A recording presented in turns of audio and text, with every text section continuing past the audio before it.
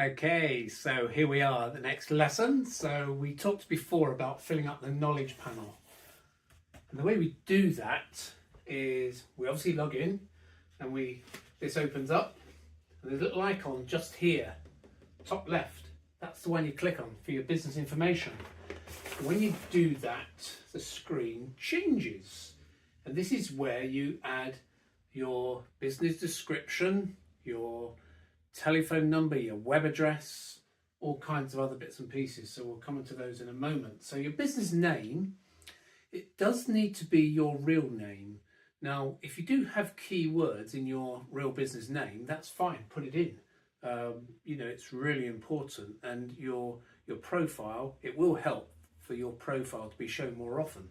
So if you're a startup, you want to have a think about that as well. And categories. So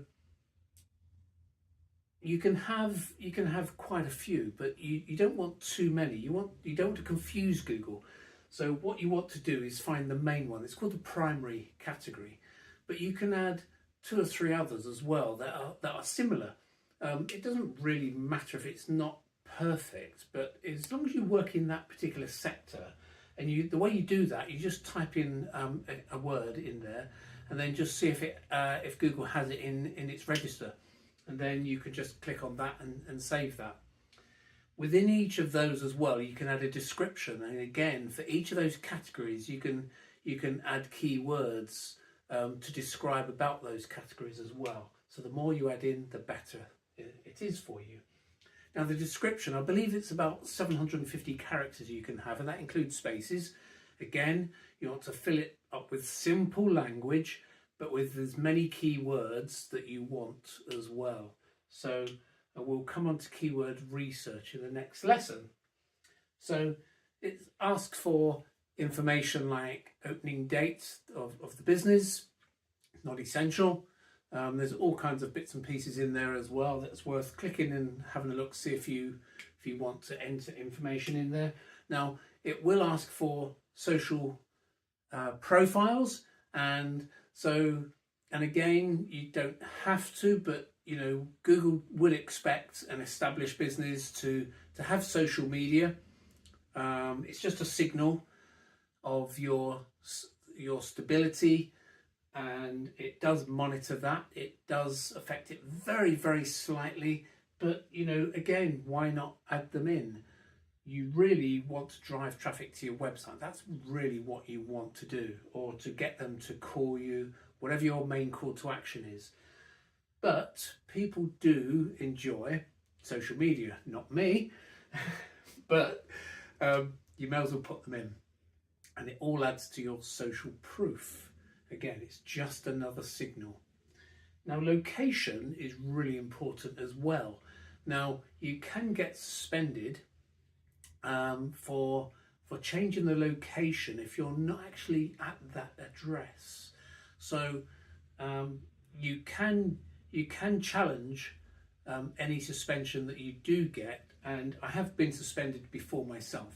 It's when I first started up with my profile. I didn't really know what I was doing, and it's quite difficult to find out why they suspend you. But there is a process for this when you challenge it as well. And you take a video from outside. It's looking for signage. You can go into your office. You can go into your shop or your warehouse or wherever your business is located. And after 10-15 minutes, when that's uploaded, hopefully your suspension is released and Google's all happy again. That's what we're in this world for, isn't it? So as far as the pin spot on the Google map is concerned, now you don't actually have to have a pin spot. Now, this is up to you. If you work from home, there's nothing wrong with that. You keep your overheads down, and you might not want to show your address, your home location where your business is actually located. Some do, some don't. It's completely up to you. Now, it's best if you did have a pin spot. People know where you are. It's fine, but that's a personal choice. Now, if you don't want to show it, you still have to put in your address when you create the account, but that won't be shown on your profile. Now, you can add your business address in there if you like, but if you really don't want to, as far as your Google Maps are concerned, that's absolutely fine. What you do, you enter the service areas that you operate in. So it could be your local villages, it could be your local towns or your cities.